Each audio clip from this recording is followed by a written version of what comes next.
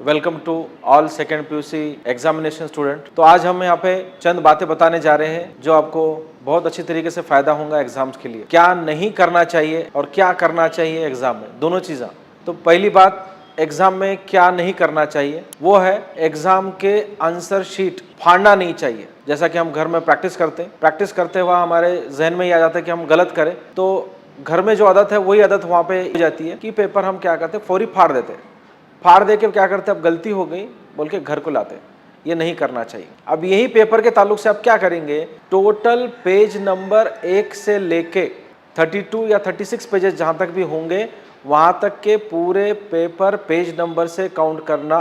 कभी कभार क्या होता है, बीच में का पेज गायब हो जाता है, जैसे कि पेज नंबर 5 है, 6 नहीं रहता, 7 रहता है, तो वहाँ के रूम सुपरवाइजर से राब्ता कर देना कि ये पेपर ऐसा गलत आ गया सर, ये पेपर हमारा गैप हो गया, तो उन्होंने आपको आगे का रास्ता बता देंगे। उसके बाद में एग्जाम के अंदर कोई फिल्म की स्टोरी, बहुत ज़्यादा फेक आंसर्स नहीं लिखना, जिससे कि आपकी सलाहियत, आप जो लिखने का तरीका है या आप जो लिखने का रिप्रेजेंटेशन जिसको बोल रहे हैं आप, कि आप गलत हैं बोल के। और क्या करना चाहिए, जो आंसर्स आपको आते हैं अच्छे तरीके से, जो लिखने आते हैं और आप कॉन्फिडेंट हैं, वही लिखना चाहिए।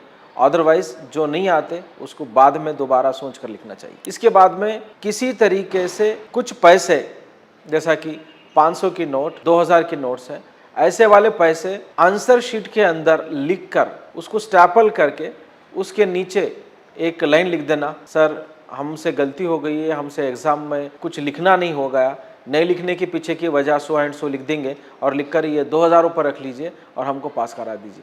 इस तरीके से जो तरीके हैं बच्चों के, ये तरीके गलत हैं, ये कानूनी गलत है, ये होगा तो उसको कानूनी कार्रवाई की जाती है। तो लिहाजा ऐसे कुछ भी वर्ड्स या ऐसे कुछ भी पैसे वगैरह रखने का तरीका अब अपने दिमाग में से निकाल दीजिए। इसके बाद में जो आता है, जब हम क्लास में बैठ रहे हैं, शोर से बात करना, जोर से शोर करते हुआ बात करना। पहले रूम सुपरवाइजर एक आए थे, दूसरे रूम सुपरवाइजर और एक आ गए, और पहले के रूम सुपरवाइजर बहुत अच्छे थे और आप अच्छे नहीं हैं, ऐसे वगैरह वगैरह कमेंट्स वहाँ के दूसरे रूम सुपरवाइजर को पास नहीं करना। जो उन्होंने करे थे इन्हों नहीं कर रहे, ऐसे कुछ चीज़ें ऐसे बोलना नहीं उनके सामने। आप गलती अगर ना हो तो भी आप सॉरी सर बोल के बैठ जाना है। लाउडली स्पीक नहीं करना है, जैसा कि क्लास में आने के बाद में जोर से सर से कमेंट पास कर रही, या क्लास आने से पहले बोर्ड वगैरह डैमेज कर रही, इसके एग्जाम होने के बाद में जाते जाते गेट को जोर से मार रही, या इसके अलावा कहीं वायर दिख रहा है तोड़ रही, मत करिए।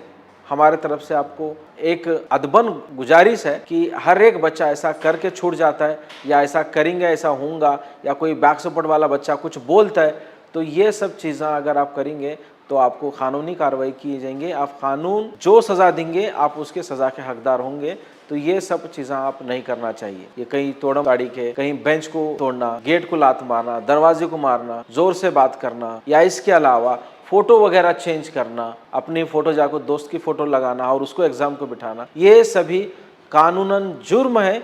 हमारे तरफ से आपको रिक्वेस्ट है, ये सब चीज़ों में आप ना पड़े, बेहतर है। इसके बाद में जैसा कि आपको मालूम है, हर एग्ज़ाम के लिए तैयारी के लिए हमारे तरफ से हम तैयारी करें, लेकिन तो भी कुछ बच्चे ओवर राइटिंग करते हैं। ओवर राइटिंग मत कीजिएगा। अगर ओवर राइटिंग हो रही है तो वहाँ पर आप जस्ट सिंपल लाइन मार के उसको क्लोज कर दीजिए। बहुत सारे क्वेश्चंस उसके ऊपर लिखना या डबल लिखना, ऐसा मत करो। और एक क्वेश्चंस का आंसर 2 जगह, 3 जगह, 4 जगह, या अपने मर्जी में है तो कितनी जगह भी लिखना गलत है। जो पहला आंसर लिख रही वही उसको सही ठहराया जाएगा। और इस साल का जो पेपर है हर साल से अलग है।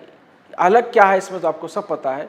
इस बार आपको MCQ questions plus FB fill in the blanks questions आते हैं। तो इसको अगर आप लिखना चाह रहे तो आपको, जैसा मैं बताया और दोबारा बोल रहा हूँ, कि एक ही पेज में खत्म होना, फ्रंट बैक में, उसके आंसर दोबारा दूसरे कहीं पेज पे नहीं आना। बहुत ही इंपॉर्टेंट है, मैं और दोबारा बोलना चाह रहा हूँ। ये MCQ क्वेश्चंस और फिल इन द ब्लैंक्स के आंसर्स एक ही पेज पे खत्म होना। फर्ज कर लीजिए पेज नंबर 2 पे स्टार्ट कर रहे हैं तो 2 और 3 पे खत्म होना। फर्ज कर लीजिए 12 पे स्टार्ट हो रहे हैं, 12 और 13 में खत्म होना चाहिए। 17 में स्टार्ट करें, 17 और 18 में खत्म होना चाहिए। ना कि पहला क्वेश्चन पहले पेज पे है उसका आंसर, दूसरे क्वेश्चन का आंसर 7वें पेज पे है, ये तरीका गलत है और ये सही तरीका नहीं है और आपके मार्क्स इसमें काटे जाएंगे। लिखने का तरीका जैसा आपको मैं बताया वही रहेगा और यही फॉलो करेंगे सभी स्टूडेंट्स। और एग्जाम जैसा कि आपको पता है 10:15 to 1:30 यानी कि 3 hours 15 minutes एग्जाम का ड्यूरेशन, जिसमें